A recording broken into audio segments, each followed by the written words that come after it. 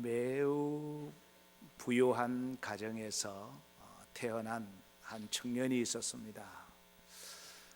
부유한 가정에서 태어났을 뿐 아니라 아주 명석한 두뇌를 가지고 태어났습니다. 그래서 최고의 명문 학교를 졸업하고 또한 윤리적으로 도덕적으로도 흠잡을 데 없을 정도로 아주 건실한 청년이었습니다. 그리고 그는 종교적으로도 교리적으로도 전혀 흠잡을 데 없는 그런 분이었습니다. 그분이 예수 그리스도를 영접한 후에 성령 충만을 받아 성령의 9가지 은사를 받게 됩니다. 그래서 복음을 전하는데 가는 곳마다 여러 교회를 세우고 또 제자들을 양육하고 정말 하나님과 사람이 보기에 큰 일을 행했던 분이 있습니다. 그런데 그가 뒤돌아보면서 하는 고백이 내가 나된 것은 하나님의 은혜라. 여러분 누굽니까? 사도 바울이죠. 그 정도 능력을 갖고 있었던 분 같으면 내가 여기까지 온 것은 내 능력이라고 생각할 수도 있습니다. 그런데 그는 이렇게 고백하는 겁니다. 내 능력이 아니다. 하나님의 은혜라고 고백을 한 겁니다.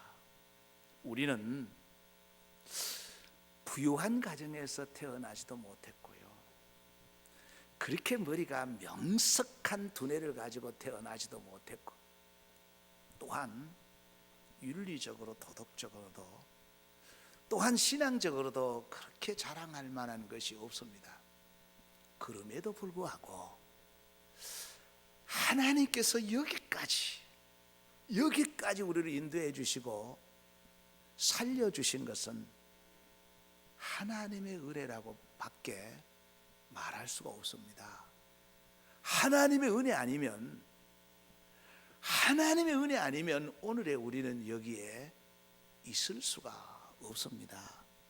그래서 여기까지 인도해 주신 그 하나님의 은혜에 감사하며 모든 영광을 우리 하나님 앞에 올려드리겠습니다.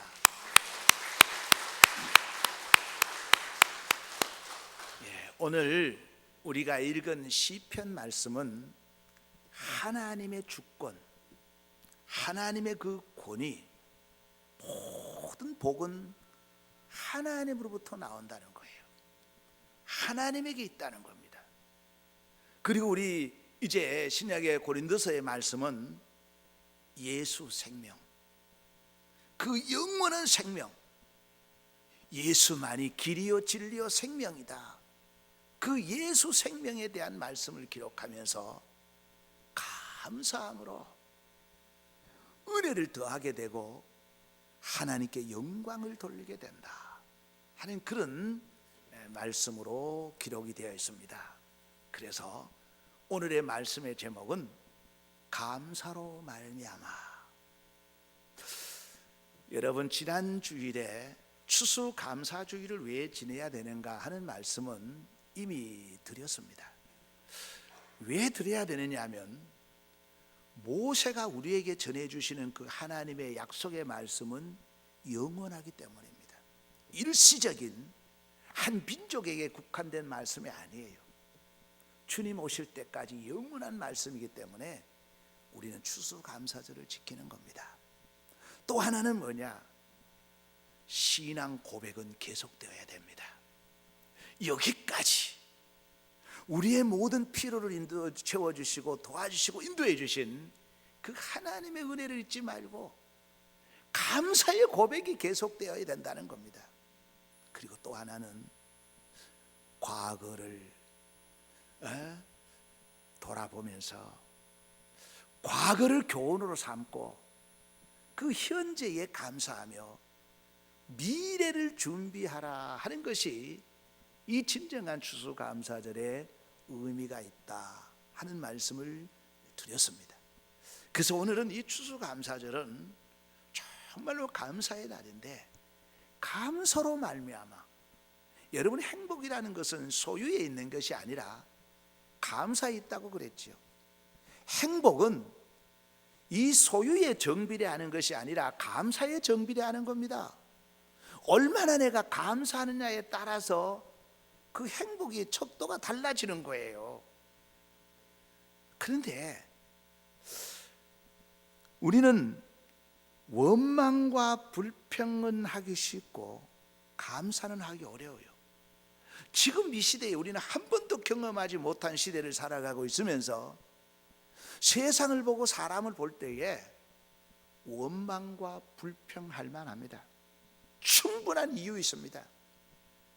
누구의 때문이다 책임을 전가시킬 만도 합니다. 충분히 원망할 만한 일이 있습니다. 그런데 원망과 불평을 한다고 세상이 바뀌어질 것 아무것도 없습니다. 공동체가 바뀌어지는 건 아무것도 없습니다. 원망과 불평을 하면 할수록 결국은 본인이 망가지는 거예요. 본인이 부서지는 거예요. 그래서 성경은 우리에게 이렇게 말합니다. 범사에 감사하라. 이것이 하나님의 뜻이다. 그리스도인들이 가장 잘 살아가는 게 뭐냐? 얼마나 많은 것을 소유했느냐도 중요하지만 그보다 더 중요한 것은 하나님의 뜻대로 사느냐, 이것이 얼마나 잘 사느냐의 척도입니다.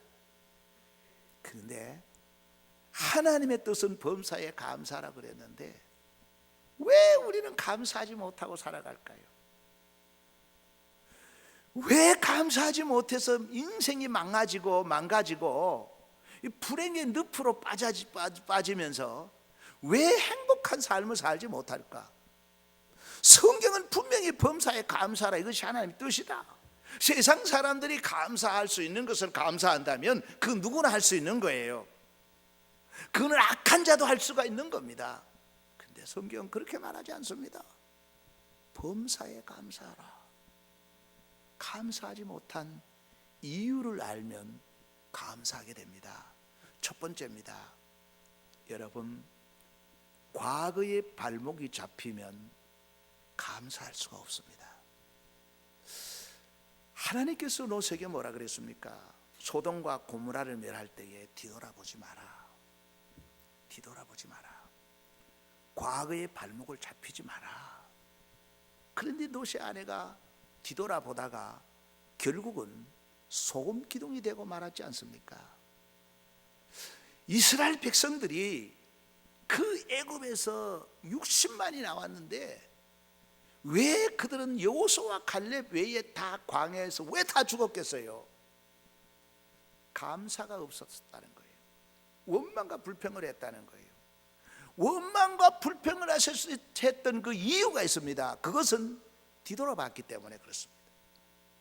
힘들 때마다 그들은 원망할 때 뭐라 그랬느냐? 애굽에 있을 때에 상추에다가 거기에 고기살을 얹고 부추를 얹고 마늘을 얹고 쌈을 사 먹었는데 과거 지향적입니다.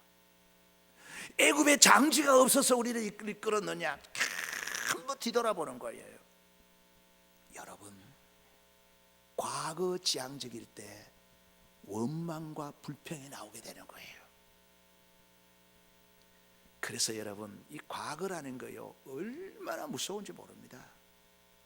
우리 인생의 현재에 감사하지 못하고 미래의 희망과 소망을 보지 못하게 하는 것은 바로 과거의 나의 상처입니다. 그 상처예요. 실패의 아픔, 이 모든 상처가 오늘의 감사를 못하도록 발목을 잡아버리는 거예요.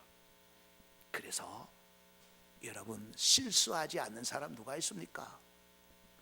하나님 앞에 완전한 사람이 누가 있겠어요? 과거는 과거입니다.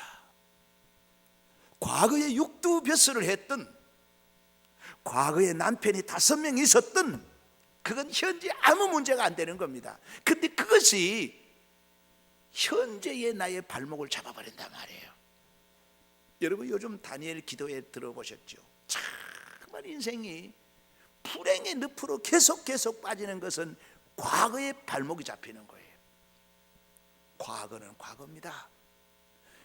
예수님의 이름으로 과거를 다 물리쳐야 돼요. 끊임없이 사탄은 악한 것들은 우리의 상처를 건들고 과거를 가지고 우리를 앞으로 나아가지 못하도록 합니다. 여러분, 최초의 여전도사가 누군지 알아요? 바로 사실은 장기와 같은 여인입니다. 그리고 사마리아 여인은 어떠하고요? 그가 예수를 만났을 때의 과거가 다 정리가 된 거예요. 세리, 마태는 어떠하고요? 삭개오는 어떠하고요? 그 흉악한 도둑놈들입니다. 그러나 그들이 예수님의 제자로 새로운 삶을 살아갈 수 있었던 것은 과거의 소리에 귀를 막아버렸다는 겁니다. 끊임없이 과거는 우리의 현재의 감사를 막아버립니다. 앞으로 나아가지 못하게 합니다. 원망하고 불평하게 하는 거예요. 이스라엘 백성들이 그래서 죽은 겁니다. 여러분, 주 예수를 믿어라. 그리고 주의 이름을 부르는 자는 구원을 얻으리라. 나는 나를 위하여 네 허물을 도말하는 자니 네 죄를 기억지도 아니하리라. 이사야 43장 25절 말씀입니다. 주님은 과거를 우리가 주님 앞에 나와서 아뢰일 때의 과거는 기억하지 않는다 그랬습니다. 그래서 고린도 후서 5장 17절에 뭐라 그랬습니까?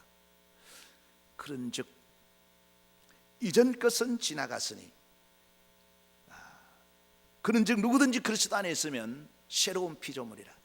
이전 것은 지나갔으니 보라 새 것이 되었도다. 예수 안에 있으면 이전 것은 지나가는 거예요. 여러분, 그 부모로부터 받은 상처든 사회로부터 받은 상처든 그 여러 가지 아픔들 그 안고 가면 우리는 현재에 감사하지 못하고 불행한 늪에 빠지는 거예요.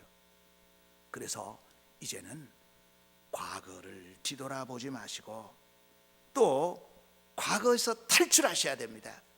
그리할 때에 오늘의 감사가 있게 되고 내일의 희망을 보게 될 줄로 믿습니다. 두 번째입니다.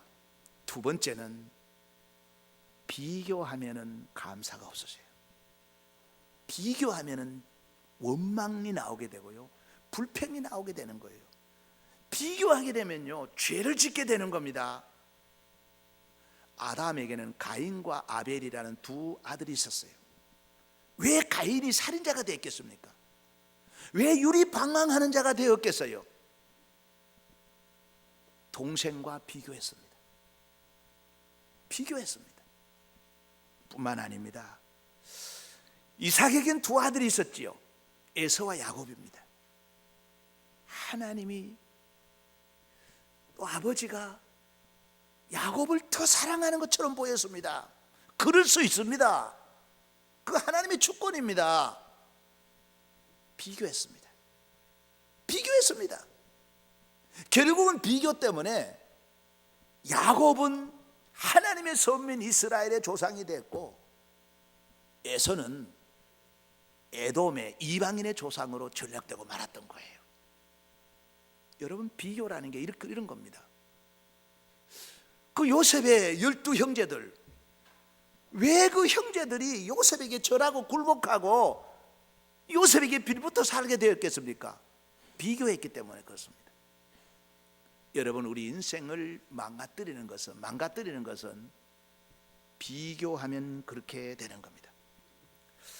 고린도전서 7장 20절에 각 사람은 부르심을 받은 그대로 그 부르심 그대로 지내라. 이것이 성경이 우리에게 가르쳐주는 교리예요. 여러분, 우리가 살아가면서 열등감이 없는 사람은 아무도 없을 거예요. 왜 열등감이 왜 있을까? 비교하기 때문에 그래요. 어쩔 수 없는 인간인, 어쩔 수 없죠. 그런데 여러분, 비교하게 되면은 감사가 사라집니다. 감사가 사라져요. 그래서 오늘 바울은 이렇게 말합니다. 있는 그대로 지내라. 이 모습 이대로 주님 앞에 내놓으라는 거예요. 어떤 사람은 14,000 교회를 상대로 간증을 하는 분이 있는가 하면, 어떤 사람은 아무도 알아주지 않는, 심지어 가족도 알아주지 않는 그런 자리에 있을 수 있는 겁니다. 그러나 하나님이 보실 때는 어떤지 아무도 모르는 거예요. 더 중요한 것은 뭐냐? 그 모습 그대로 있는 것입니다. 우리는 흔히 이런 말을 하죠. 가장 한국적인 것이 가장 세계적이다. 여러분 기억하세요. 나의 나된 것이 가장 하나님 보시기에 아름다운 겁니다. 그 모습 그대로 사시면 됩니다. 그 모습 그대로 받아들이셔야 됩니다. 그래서 우리는 우스갯말로 이런 말을 하지요. 누구는 삼삼뿌리 먹고 누구는 무뿌리 먹느냐. 그렇습니다. 그것이 인생입니다. 어쩔 수 없습니다. 누구는 삼삼뿌리 먹고 나는 무뿌리 먹더라도 그것에 감사하고 자족할 때에 거기에 행복이 있던 거예요. 원망해봐야, 불평해봐야 산삼 먹을 수 있는 기회가 없습니다. 감사하면 오히려 기적이 일어나서 삼삼을 먹을 수도 있는 겁니다. 여러분 비교하지 말고 사십시다. 이것이 잘 되면 오늘 이런 말씀 드리지도 않죠. 우리 인생을 살아가면서 얼마나 피곤합니까? 얼마나 힘듭니까? 정말 저는 이번 다니엘 기도회를 참석하면서 정말 성도들을 위로해 주고 싶었어요. 어떻게 하면 위로해 줄까? 그 위로가 그 무엇으로도 위로가 안 됩니다. 오직 하나님의 말씀으로만 위로가 되는 거예요. 그 말씀이 뭐냐? 그래, 그대로 그 모습대로 살아라. 네. 속된 말입니다. 속된 말이지만 생긴 대로 살면 됩니다. 거기에 행복이 있는 거예요. 우리 모두는 어떤 모습으로 태어나고 어떤 모습으로 살아가든지 하나님 앞에 사랑받는 하나님의 자녀입니다. 하나님께서 말씀하셨습니다. 내가 너를 불렀다. 내가 너를 지명하여 불렀다. 너는 내 것이다. 우리는 하나님을 아바 아버지라 부를 수 있는 특권을 받은 하나님의 자녀입니다. 그러므로 비교하지 말고 감사하며 사십시오. 예, 뭐 203호 206호 남자가 아무리 좋은들 뭐 하겠어요? 그게 아무리 좋은 차를 타고 다니면 뭐 하겠어요? 내 모습이 가장 아름다운 겁니다. 비교하지 말고 살아가셔서 감사하며 사시기를 주의 이름으로 축복합니다. 마지막으로 절대 긍정의 사고로 살아가야 합니다. 여러분, 이 긍정의 사고라는 것은 말과 깊은 관련이 있습니다. 이 부정적인 사고를 가질 때 부정적인 말을 하게 되고요, 동시에 말은 사고와 깊은 관련이 있습니다. 이 긍정적인 말을 할 때에 또한 긍정적인 사고로 바뀌어지는 거예요. 그래서 절대 긍정, 다 믿음으로 받아들이라는 겁니다. 감사로 받아들이면 버릴 것이 없다. 정말 성경이 놀랍지 않습니까? 하나님의 말씀이 놀랍지 않습니까? 너무 힘들고 괴롭고 자존심 상하고 그렇지만 그것도 감사로 받으면 버릴 것이 없다. 왜? 모든 사건 사고 속에는 하나님이 개입하시는 거예요. 하나님의 섭리가 거기에 있는 거예요. 그래서 모든 것을 감사로 받아들이라는 겁니다. 그러면 버릴 것이 하나도 없다는 겁니다. 여러분, 절대 긍정의 힘이요, 이건 과학입니다. 도등씨의 신언입니다. 얼마나 위대한 힘이 있는지 모릅니다.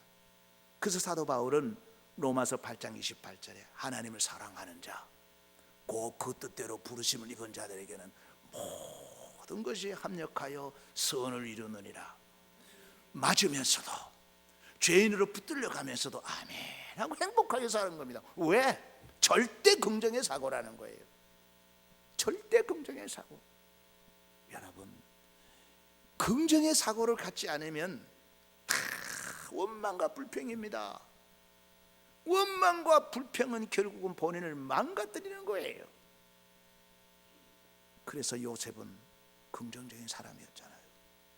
그가 형들에게 한 말, 기가 찬 말입니다. 여러분, 성경은요 깜짝깜짝 놀랄 말씀들이 기록되어 있습니다.